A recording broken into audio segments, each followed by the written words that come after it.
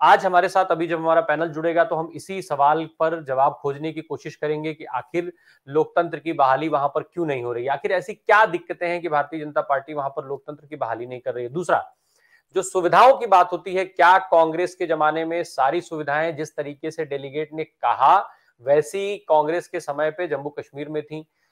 इसके अलावा और कई सारे सवालों के जवाब हम खोजने की कोशिश करेंगे। हमारे साथ हमारा पैनल जुड़ चुका है। आप सबका स्वागत, ब्रजेश जी, सतीश मिश्रा जी, आपका स्वागत है। अभी और लोग भी जुड़ेंगे इसमें। हम सीधी बात की शुरुआत कर लेते हैं ब्रजेश जी से पहले। ब्रजेश जी, राहुल गांधी ने जम्मू कश्मीर में कई सारे मुद्दों पर बेबाकी से अपनी राय रखी। इस पर एक संक्षिप्त आपकी टिप्पणी और उसके बाद हम अपने सवालों की ओर चलेंगे। ब्रजेश जी। जी नमस्कार। अब जैसा कि आप जानते हैं कि राहुल गांधी की भारत जोड़ो यात्रा समापन की ओर है और अगले कुछ दिन में वो कश्मीर पहुंच जाएंगे। ऐसे में आप जो भी बातें की जा रही हैं भारत जोड़ो यात्रा के दौरान राहुल गांधी द्वारा या कांग्रेस के द्वारा, वो निश्चय ही जम्मू कश्मीर से जुड़े मुद्दों पर की जा रही हैं। जम्मू कश्मीर की दिक्कतों पर की जा रही है, वहां के लोगों से बात कर रहे हैं, उन्हीं पे अपनी राय रख रहे हैं। और जम्मू कश्मीर में जैसा कि आपको पता है, पीडीपी और बीजेपी का जब गठबंधन राज्य में टूटा था, उसके बाद से वहां राष्ट्रपति शासन लगा दिया गया था और 18 से आज तक वहां पर कोई सरकार, राज्य सरकार नहीं रही है। 19 में जाकर के वहां पर धारा 370 हटाने के बाद स्थितियां बदल गई, राज्य का परिसीमन बदल गया है। लोगों को उम्मीद थी कि इस बदलाव के बाद जल्द ही राज्य में चुनाव होंगे और नए जम्मू कश्मीर में नई सरकार आएगी और चीजों को लोग अपने तरीके से हैंडल करेंगे। लेकिन उम्मीद के खिलाफ जम्मू कश्मीर में जैसा बीजेपी को उम्मीद थी, वो शांति बहाली नहीं हुई।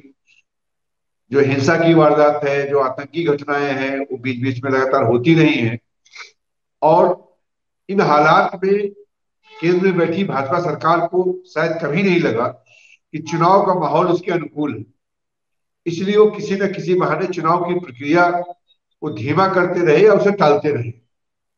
लेकिन 4 साल गुजर जाने के बाद जम्मू कश्मीर में स्टेट गवर्नमेंट का ना होना अब वहां के लोगों को काफी मतलब जो है चुभने लगा है और उन्हें लगने रहा है कि प्रकारांतर में केंद्र की सरकार ने राज्य में भी अपनी हस्ता सत्ता का जो है अपने हाथ में ले रखा है और वो राज्य को 4 साल से चला रहे हैं।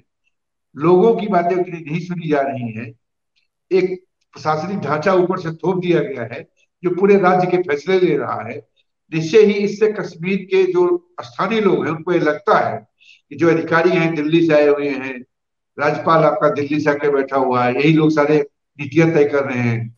राज्य के नेताओं का इसमें कोई भागीदारी नहीं है। राज्य का जो छोटे नेता है जो राज्य में मतलब और तरीके से अपनी भागीदारी करते थे, वो इसमें कोई हिस्सेदारी नहीं है। तो उनकी बातें नहीं सुनी जा रही है और राज्य के बारे में अपने फैसले नहीं ले पा रहे। राहुल गांधी इस भावना को समझते हैं।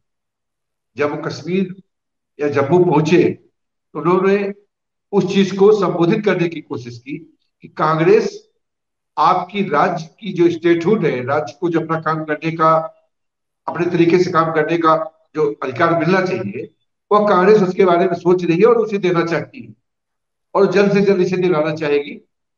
इस बहाने उन्होंने राज्य की जो चुनावी नब्ज है उस पर हाथ रखने की कोशिश की है। बीजेपी कुछ भी करे, चाहे जितना शोर मचाए, लेकिन वो जानती है धारा 370 को हटाने का पूरे देश में जो उसे फायदा मिला है, कश्मीर में चुनाव ना कराने से, 4 साल से बिना राज्य की सरकार का गठन किए वहां पर केंद्र का शासन स्थापित रखने से उसे उस राज्य में नुकसान भी हुआ है राजनीतिक रूप से।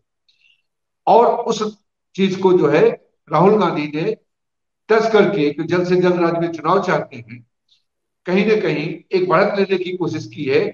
जम्मू कश्मीर में लोगों के दिल तक पहुंचने की कोशिश की है, क्योंकि जम्मू कश्मीर के लोग धारा 370 को लेकर के जितना खुश होंगे, उससे ज्यादा राज्य में 4 साल से सरकार ना बनने से नाराज और परेशान भी है। राहुल गांधी ने उसी चीज को छूने की बात की है, उसी को टच करने की बात की है। और जैसे ही राहुल गांधी का बयान आया, आप देख रहे होंगे कि बीजेपी की ओर से या दूसरी पार्टियों की ओर से राज्य में चुनाव को लेकर तमाम बयान आने लगे। और वो अपने अपने तरीके से राज्य की जनता को जताने की कोशिश कर रहे हैं कि वह इस लड़ाई में उनके साथ हैं, उनके पक्ष में हैं। लेकिन अभी तक पूरी तरह से जब चुनाव की प्रक्रिया थमी हुई थी तो लोग इस मामले में, खासकर पॉलिटिकल पार्टियां इस बारे में नहीं बोल रही थी।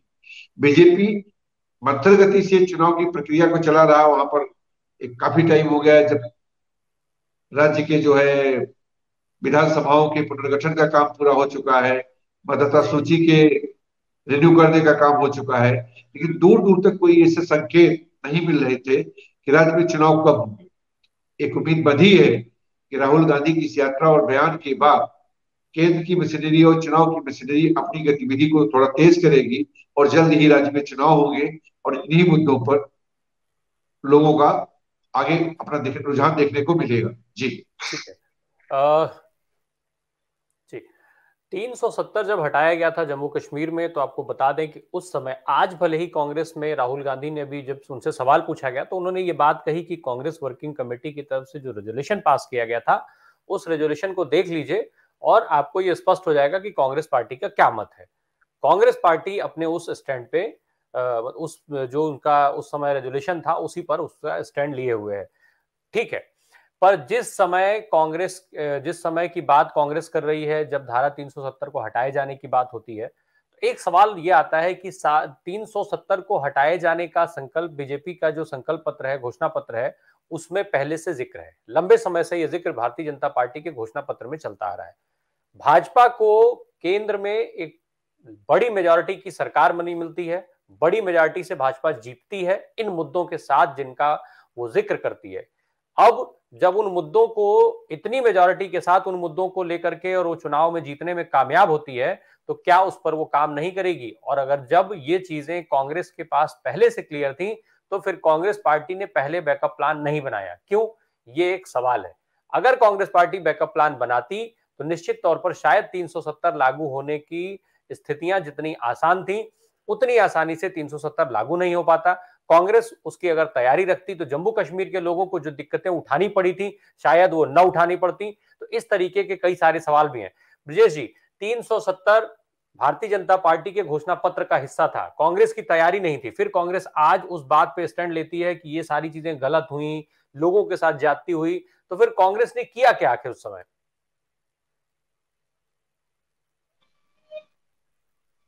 देखिए, धारा 370 की बात जैसा कि सतीश जी कह रहे हैं कि धारा 370 के हटाने का जो इस्तेमाल बीजेपी ने किया वो कश्मीर के बाहर किया और जम्मू कश्मीर के बाहर उसका इस्तेमाल किया।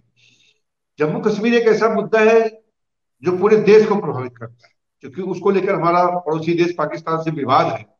तो बार बार उस इशू को हम जब भी उठाते हैं उसे नेशनल प्राइड की तरफ उठाते हैं। जब धारा 370 हटाने की बात करते हैं तो हम जम्मू कश्मीर के लोगों को ध्यान में नहीं रखते, तब हम ध्यान रखते हैं उत्तर प्रदेश के लोगों को, मध्य प्रदेश के लोगों को, गुजरात के लोगों को। तो बीजेपी ने 370 हटाते समय देश के दूसरे राज्यों में जो अपना एक हिंदुत्व का कार्ड था, जो अपना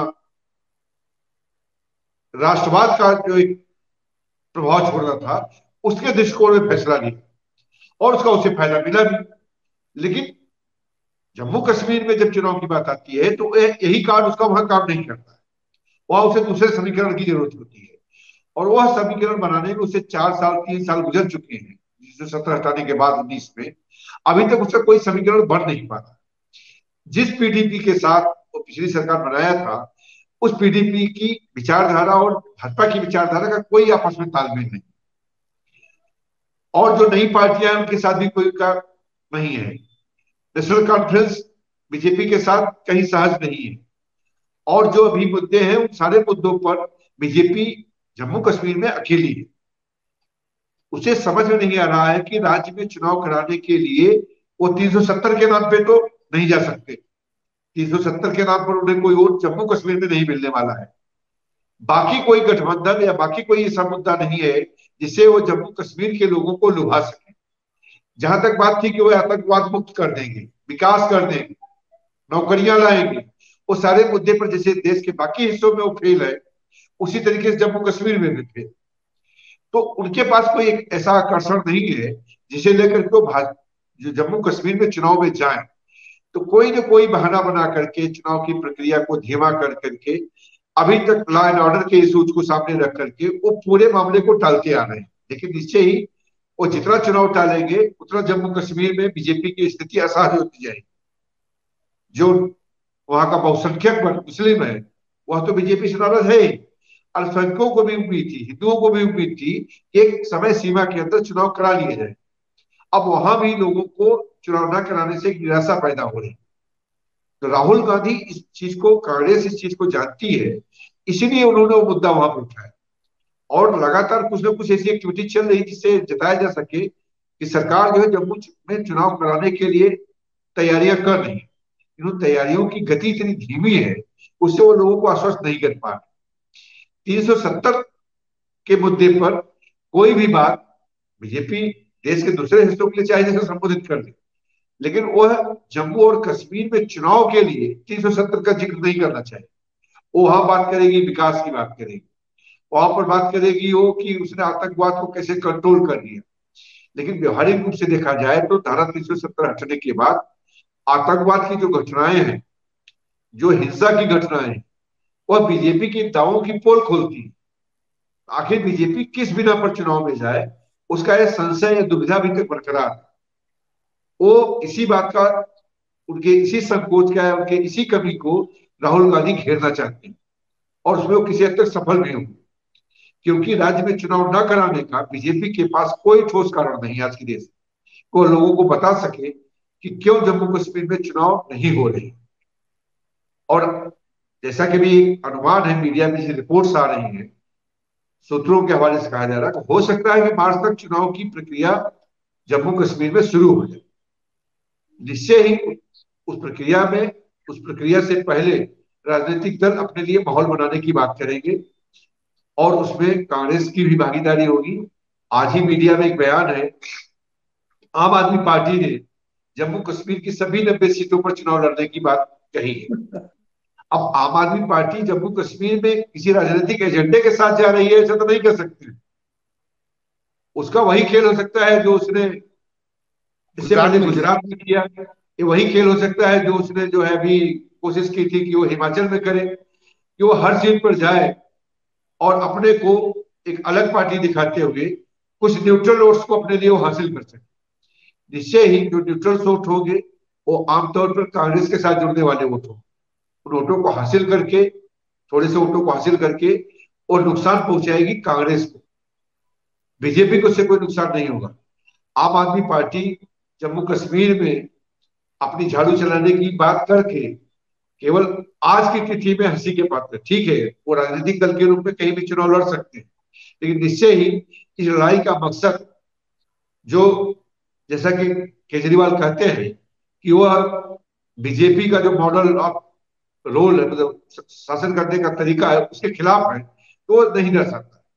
और निश्चय ही वहां बीजेपी के खिलाफ नहीं जाए, वो वहां पर विपक्ष की जो रणनीति होगी उसमें एक तरह से सेंध लगाने के हिसाब से जाएंगे। और यही कुछ ऐसे फैसले हैं जहां आम आदमी पार्टी पर सवाल खड़े होते हैं कि क्या वह टेक्टिकली विपक्ष को नुकसान पहुंचाने का काम करती है। गुजरात में भी सवाल उठा था, लेकिन लोग कहते हैं कि भाई ठीक है, आम आदमी पार्टी अपना एक आधार बनाना चाहती है, उसके लिए जा रही है। लेकिन जम्मू कश्मीर में तो आज तक आम आदमी पार्टी का कहीं नाम नहीं था, वहां पर कोई काम नहीं किया है। अगर चुनाव के 3 महीने पहले वहां जाने की बात कर रहे हैं तो ओवैसी की तरह यही माना जाएगा, वह भी विपक्ष की एकता में कोई एक दरार डालने, कोई एक जगह हासिल कर दे या कोई विपक्ष को नुकसान पहुंचाने की नीयत से जा रहे हैं। अब उसके पीछे बीजेपी की सह है या नहीं है, इस पर विवाद हो सकता है, लेकिन उनके फैसले कभी भी कांग्रेस या विपक्ष के साथ नहीं होते हैं। उनके हर फैसले में अपना फायदा होगा या विपक्ष का नुकसान होगा, बीजेपी का नुकसान वहां नहीं दिखता है। जी सतीश मिश्रा सर, पूर्ण राज्य के दर्जे की बात हो रही है, राहुल गांधी के छवि की बात हो रही है। राहुल गांधी की छवि का मुद्दा एक बार फिर वहां जम्मू कश्मीर में सुनने को मिला। सवाल पूछा गया था उनकी छवि को लेकर के कि भारतीय जनता पार्टी ये बात कह रही है कि जो भारत जोड़ो यात्रा में करोड़ों रुपए की बर्बादी हो रही है, उस पर सवाल भाजपा उठा रही है। राहुल गांधी ने खुद अपने बयान में ये बात कही थी कि राहुल गांधी की छवि खराब करने के लिए कई 100 करोड़ रुपए, 1000 करोड़ रुपए से ऊपर का खर्च जो है भाजपा ने किया। और वो भाजपा राहुल गांधी पर सवाल उठाती है कि भारत जोड़ो यात्रा में पैसे की बर्बादी की जा रही है। और राहुल गांधी ने कहा कि भाई हमारी छवि में इससे कोई अंतर नहीं आना। वो पहले भी इस तरीके के बयान दे चुके हैं अपनी छवि को लेकर के। तो क्या इसका कुछ फायदा मिलेगा कांग्रेस को? देखिए, राहुल गांधी बार बार बयान दे रहे हैं कि आप जिस राहुल को जानते थे, राहुल गांधी को जानते थे, मैं उसे छोड़ आया। यह अपने आप में एक ऐसा संदेश है, अगर आप इसे पढ़ पाए या जो लोग पढ़ रहे हैं, कि राहुल गांधी में यहाँ दो बात कहते हैं। मेरे बारे में जो मेरी छवि बनाई गई थी वो, और मेरे बारे में जितना मैं जानता था वो दोनों हालात से मैं बाहर आ गया। राहुल खुद कहते हैं कि 100 दिन में मैं बदल गया हूं, इस यात्रा में मैं बदल गया हूं। साथ ही ये भी कहते हैं कि जो मेरी छवि गढ़ी गई थी मैं उससे भी बाहर आ गया। तो निश्चय ही राहुल गांधी का एक पुनर्जन्म है राजनीतिक क्षेत्र में, और इसे कोई माने या ना माने, इसे स्वीकार करना ही पड़ेगा। अब राहुल गांधी राहुल बाबा नहीं है।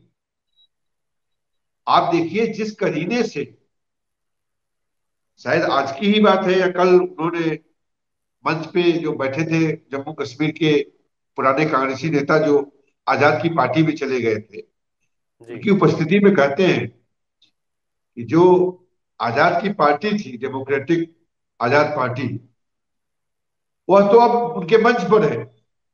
केवल आजाद जी बाहर रह गए, और आजाद जी जो उनको इतना भला बुरा कह करके पार्टी छोड़कर गए थे, उसी मंच से उनको माफी मांगते हैं।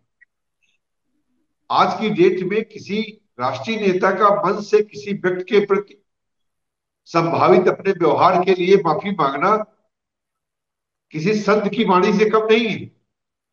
लोग तो घमंड करते हैं इन चीजों का, और वह इन चीजों के लिए माफी मांग रहे हैं। उन्होंने कहा कि अगर मेरे किसी व्यवहार से आपको कभी कोई दुख पहुंचा हो, मेरे व्यवहार से कोई आपको ठेस लगी हो, मैं उसके लिए माफी मांगता हूं। और यह माफी केवल गुलाम नबी आजाद से नहीं थी, उन सारे लोगों से थी जो समय समय पर अपने अपने कारणों से पार्टी छोड़ते समय राहुल के प्रति या कांग्रेस के प्रति अपनी नफरत जताकर गए। इस संदेश का असर आपको देखने को मिलेगा 24 के पहले। आप देखिएगा बड़े पैमाने पर जो कांग्रेस से बिखरे हुए लोग हैं, जो आज भी घुटे हुए माहौल में दूसरे दलों में पड़े हुए, जहां उनकी विचारधारा का कोई पोषण नहीं है, केवल सत्ता में और बने रहने और एक पद पाने के लिए या चुनाव जीतने के लिए चले गए थे, उनके लौटने का राह खुल जाए। क्योंकि जो सहज कांग्रेसी है वह किसी और दल में जाकर उतना सहजता से नहीं रह सकता है। क्योंकि राजनीति का व्यक्ति है, कांग्रेस में उसे राजनीतिक सफलता नहीं मिल रही थी, तो देश के अलग अलग हिस्सों में तमाम लोग छोड़कर चले गए थे। नॉर्थ ईस्ट में भी कई बड़े नेता जो चले गए थे, त्रिपुरा में कई नेता चले गए थे, वो सब लौट लौट के अपनी पार्टी में आ रहे हैं। तो राहुल गांधी के इस परिवर्तन से सिर्फ राहुल गांधी को ही फायदा नहीं है, सारा फायदा कांग्रेस को होना है अंततः। अगर राहुल गांधी खुले दिल से मंच पर अपने बारे में कुछ कह रहे हैं, तो लोगों को लग रहा है कि कांग्रेस अब वो कांग्रेस नहीं रहेगी राहुल के दखल से। यहाँ पर अब हम ज्यादा सहजता से काम कर पाएंगे। तो उम्मीद है कि जो संदेश उन्होंने कल दिया है, वो उन सारे लोगों से एक तरह से माफी मांगना चाहते हैं जो कभी उनके व्यवहार से या पार्टी के फैसलों से दुखी होकर बाहर चले गए थे। तो निश्चय ही एक बड़ा जुड़ाव कांग्रेस के साथ बढ़ेगा, और जो नेता गए थे वहां तक सीमित नहीं रहेगा। उन लाखों कार्यकर्ता, करोड़ों कार्यकर्ता जो देश में फैले हैं, ऐसे उदारमंद नेता के साथ खुलकर जुड़ना चाहिए। और जब एक बार पब्लिक किसी पार्टी से जुड़ने लगती है, उसकी तमाम चीजें जो गलतियां होती है, जो तमाम चीजों पर आज हम सवाल उठाते हैं कांग्रेस पर, वो अपने आप धुलने लगता है। जैसे एक बार विजय का सिलसिला शुरू होगा, पार्टी के साथ लोग जुड़ेंगे, आधार बेस बढ़ेगा, आप देखिएगा कांग्रेस का कायाकल्प हो जाएगा। तमाम लोग अभी बीच में सवाल उठाते थे कि राहुल गांधी इतनी बड़ी यात्रा कर रहे हैं, भीड़ जुट रही है, इनके पास संगठन नहीं है। संगठन होने ना होने की बात नहीं है। राजनीति में जब जनता होती है, जब लोग होते हैं, तो संगठन अपने आप खड़ा हो जाता है, लोग जुड़ते चले जाते हैं और कारवां बनता चला जाता है। कांग्रेस की राजनीति करने का स्टाइल ही यही रहा है लंबे समय तक। वह लोगों के बीच में एक पार्टी का कैडर खड़ा कर देते थे, और वही उन्हीं में से लोग थे जो पार्टी का संगठन संचालन करने लगते थे। या कोई कम्युनिस्ट पार्टी या राष्ट्रीय स्वयंसेवक संघ जैसा संगठन नहीं है जो हर एक मोर्चे पर एक पदाधिकारी की नियुक्ति करे। पदाधिकारी के बिना भी जब लोग आपकी पार्टी के पीछे खड़े होते हैं समर्थक के रूप में, आप अपने आप एक व्यवस्था बनाते चले जाते हैं। तो कांग्रेस धीरे धीरे उस दिशा में बढ़ रही है कि वह एक अपना फर्क खड़ा कर पाए और लोगों को अपने साथ जोड़ती चली जाए और जो भी निगेटिविटी है उसे कम किया जाए। जी जी ठीक है जी। विजय जी, अभी जैसा कि सर ने कहा कि हिंदू मुसलमान वाली बात की इन्होंने, आरएसएस और बीजेपी हिंदू मुसलमान हमेशा से मुद्दा एक बना के रखती है, पर अब इस बार एक परिवर्तन देखने को मिला है। खुद प्रधानमंत्री भारतीय जनता पार्टी के राष्ट्रीय कार्यकारिणी में इस बात को कहते हैं कि भारतीय जनता पार्टी को पसमंदा और बोहरा जो मुसलमान हैं उनके लिए काम करना चाहिए, उनको अपने साथ मिलाना चाहिए। अगर बांटने की बात जो भाजपा पर जो आरोप लगता है बांटने का, एक तरफ ये कि मुसलमानों को वो देखना नहीं चाहते, दूसरी तरफ पसमंदा मुसलमान और बोहरा समुदाय के जो मुसलमान हैं, इसके अलावा प्रधानमंत्री ने यह भी कहा कि जो शिक्षित मुसलमान है उनको भाजपा को अपने साथ जोड़ने का काम करना चाहिए।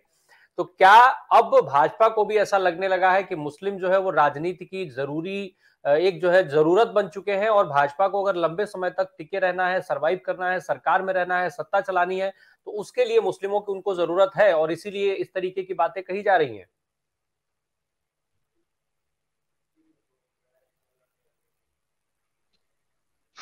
जी विजय जी। इस बारे में जहां तक मुझे समझ में आता है, आप किसी एक नारे से, आप किसी एक खास विचार मतलब उत्प्रेरक से लंबे समय तक लोगों को अपने पास नहीं रोक सकते।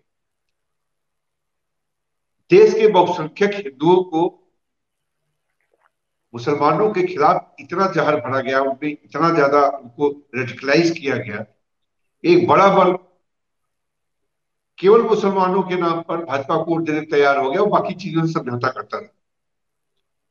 लेकिन जबकि आप 8 साल से सरकार में है, 9 साल से, और आपसे ये उम्मीद की जा रही थी कि पार्टी के रूप में आप चाहे जितना हिंदू मुस्लिम करें, लेकिन सरकार के रूप में एक देश के लिए कल्याणकारी, लोककारी, लोकहितकारी सरकार आप चलाएं। सरकार के रूप में जो सफलता की उम्मीद बीजेपी से थी वो नहीं हासिल। तो निश्चय ही वो जो लोग हिंदुत्व के नाम पर जी विजय जी का एकजुट हुए थे, हाँ जी जी बोलिए। उनमें एक बिखराव शुरू हो गया। अब उस बिखराव की कमी की भरपाई करनी है। अब भरपाई कहां से होगी? जिन लोगों को आप पहले रेडिकलाइज करके 90% अपने साथ जोड़ लिए, 80% अपने साथ जोड़ लिए, अब उनमें बिखराव होना है। उस बिखराव की कमी को पूरा करने के लिए ऐसे टारगेट्स ढूंढ रहे हैं जहां वो फिर से अपने कुछ कमी को पूरा कर सके। अभी तक तो उनके लिए सारे मुसलमान पाकिस्तान परस्त थे, देश विरोधी थे, उनकी जो है नीतियों के खिलाफ थे। लेकिन उनको लगा कि नहीं, कुछ जिस तरह से हिंदुओं में तमाम तरह के विभेद हैं, यहाँ पर जातिवाद है, यहाँ पर जिस तरह दलित की उत्पीड़न की बात है, बैकवर्ड्स की बात है, उसी तरह से मुसलमानों में, चूंकि भारतीय परंपरा से ही आए हुए मुसलमान हैं भारत में जो है, तो उनमें भी वो चीजें थोड़े से हैं, अलगाव है। चाहे वो बोहरा समाज के मुसलमानों की बात हो, चाहे वो जो है जुलाहों की बात हो, चाहे जो है जिसको पसमानदा कहते हैं उसमें जो दलित और पिछड़े टाइप के जो लोग मुसलमान थे, उनको जो थोड़ा सवर्ण मुसल जो ज्यादा संपन्न मुसलमान है, अलग थलग थोड़ा रखते हैं सोसाइटी में, उनके बीच में वो क्लियर लाइन। वो देखो, समाज चूंकि सामाजिक संरचना भारत में चाहे हिंदू हो, चाहे मुसलमान हो, चाहे क्रिश्चियन हो, सब में एक वर्ग का जो है विभेद विभेद है। लेकिन हिंदुओं में विभेद काफी खुला और था, जिसे दंगे सच के रूप में हम लोग देखते थे। लेकिन बाकियों में थोड़ा सा वो ढका छुपा था। तो मुसलमानों में जो पसमानदा मुसलमान को लेकर के, या जो क्या कहते हैं बोहरा समाज के लोगों के लिए ऐसे भेदभाव था, उस खाई को चौड़ा करने का काम कर रही बीजेपी आज के दिन। क्योंकि जब तक उस खाई को चौड़ा नहीं करेगी तो मुसलमान मुसलमान से बोहरा नहीं बनेगा, वो पसमानदा नहीं बनेगा। और जब तक वो पसमानदा और बोहरा नहीं बनेगा, तब तक वो मुसलमानों की जो मूल सोच है बीजेपी के खिलाफ रहने की, उससे अलग नहीं होगा। तो एक तरह से मुसलमानों में ये बोहरा और पसमानदा की बात चला करके एक तरह से फूट डालने की बात करते हैं, और उससे जो भी छिटकेगा उसको बीजेपी अपने साथ जोड़ने की बात करेगी। और हो सकता है कि 5% 10% उसको इसका फायदा भी मिल जाए। लेकिन ये वही बात है, जिस तरह से हिंदुओं को जाति धर्म और उस चीजों में पहले बांटा गया, उसी तरह से मुसलमानों को भी बांटने की बात की जा रही है। लेकिन इसका बहुत बड़ा इम्पैक्ट होगा मुझे ऐसा लगता नहीं। हो सकता है राजनीतिक नफे नुकसान की लालच में इन वर्गों के नेता दल बदल करके बीजेपी में आ जाएं, लेकिन वो अपने कौम के बॉस को प्रभावित कर पाएंगे तत्काल ये संभव नहीं। क्योंकि मुसलमानों को लेकर जितना जहर उगल चुकी है बीजेपी, वह उन्हें आश्वस्त नहीं करती है कि यह पार्टी उनके लिए अच्छी सोच रखती है, उनकी शिक्षा उनके विकास पर वह ईमानदारी से काम करेगी। यह भरोसा दिलाने के लिए बीजेपी को भी बहुत कुछ करने की जरूरत होगी। और निश्चय ही जो आप कह रहे हैं कि यह एक रणनीति के तहत किया जा रहा है, बीजेपी को लग रहा है कि उसका जो जनाधार था वो बिखर रहा है। जो एंटी मुस्लिम इनकम्बेंसी के आधार पर वो अपने लोगों को जोड़े हुए थे, उसमें धीरे धीरे वो गांठें ढीली हो रही हैं, तो उनको कुछ और वोट बैंक चाहिए, तो उसके लिए वो नए नए वर्ग की तलाश कर रहे हैं। वो यही नहीं जी कर रहे, वह जो एक परंपरागत यादव वोट वर्ग है, जिसे कहा जाता है कि वह उत्तर प्रदेश में समाजवादी पार्टी के साथ जुड़ता है, वो उस वर्ग में जाने की भी कोशिश कर रहे हैं, यादवों को जोड़ने की बात कर रहे हैं। इस तरह से समाज में पिछड़ों में अति पिछड़े की बात कर रहे हैं। वो सब बुरा भाग जो है vote politics, vote bank politics की है। और उस वोट बैंक की पॉलिटिक्स में किस हद तक बीजेपी सेध लगा पाएगी, कितना वो यादवों को अपनी तरफ कर पाएगी, कितना वो मुसलमानों में विभेद करके पसमानदा को अपने साथ जोड़ पाएगी, ये देखने वाला समय तय करेगा। जी जी जी। विजय जी, अब चलते चलते अंतिम सवाल, एक आउट ऑफ कंटेस्ट थोड़ा, हम बात कश्मीर की कर रहे थे पर कश्मीर से इतर एक सवाल जो थोड़ा आज सोशल मीडिया पर एक चीज देखने को मिली। लगातार पिछले दिनों पठान जो एक मूवी आ रही थी, पिक्चर आ रही थी, उसका खूब विरोध हुआ हिंदूवादी संगठनों के द्वारा तमाम। खुद मध्य प्रदेश के जो गृह मंत्री हैं उन्होंने इसका मोर्चा संभाला। बाद में प्रधानमंत्री ने राष्ट्रीय कार्यकारिणी में जम करके क्लास लगाई भारतीय जनता पार्टी के नेताओं की इस मुद्दे पर कि क्या हर फिल्म का विरोध जरूरी है। अब वो जब पिक्चर रिलीज होती है तो सोशल मीडिया पर दिन भर ये खबर चल रही है कि पठान भारत में नफरत हार रही है, मोहब्बत जीत रही है, इस तरीके के स्लोगन्स को ट्रेंड कराया जा रहा है। पठान जो है वो उसकी ओपनिंग ग्रैंड हुई है, तो क्या प्रधानमंत्री का जो बयान आया उसका असर देश के लोगों पर हो गया, उससे इस मूवी के इस तरीके की चीजें ट्रेंड होने लग गई, या फिर जो राहुल गांधी जो बात कहते हैं कि नफरत के बाजार में मोहब्बत की दुकान खोलने आया हूं, उसका असर दिखाई दे रहा है इस पिक्चर के ऊपर? जी ब्रजेश जी।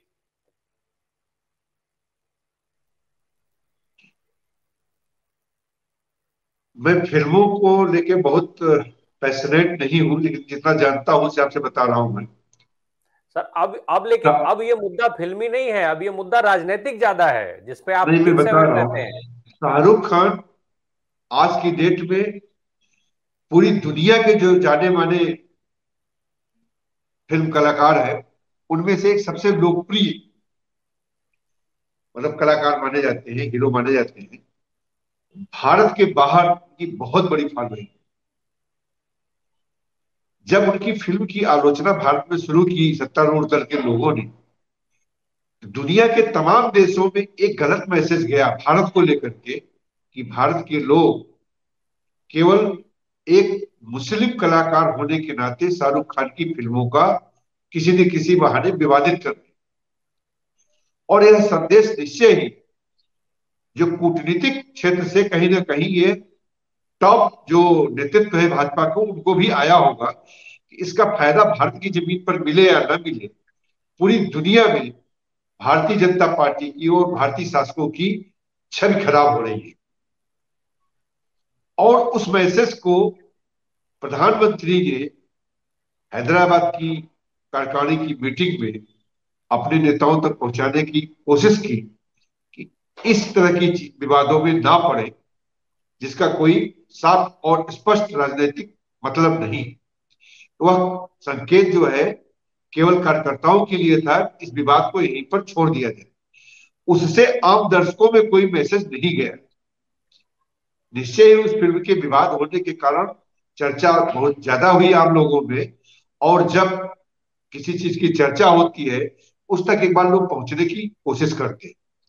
तो शाहरुख खान की इस फिल्म में शाहरुख का जो एक कलाकार के रूप में जो अपनी लोकप्रियता है वो तो है ही, विवाद के चलते लोगों ने इस फिल्म को जरूर देखा होगा। एक ग्रैंड ओपनिंग मिली होगी, वो एक कमर्शियल एस्पेक्ट है उसका। मुझे नहीं पता एक फिल्म कैसी है, लेकिन जहां तक विवाद का इशू था, मैं मानता हूं बेहद अहमकाना सब मैं इस्तेमाल करूंगा कि बेहद अहमकाना तरीके से फिल्म में हीरोइन के कपड़ों के कलर को लेकर के एक विवाद खड़ा किया गया। और उस विवाद पर भारतीय जनता पार्टी से जुड़े कई सीनियर नेता और मंत्री विवाद में कूद पड़ते हैं और कमेंट्स करते हैं। वो भारतीय जनता पार्टी के नेताओं की एक मानसिकता को दर्शाने से ज्यादा कुछ भी नहीं था। उसका कोई फायदा भाजपा को नहीं मिला, दुनिया में बदनामी एक अलग मिली।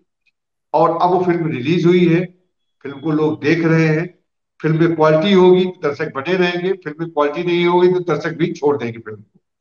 लेकिन इसका कोई फायदा बीजेपी को मिला या दर्शक केवल इस विवाद के कारण इसके साथ आए हैं, ऐसा हो सकता है, यह आने वाले समय में तय करें।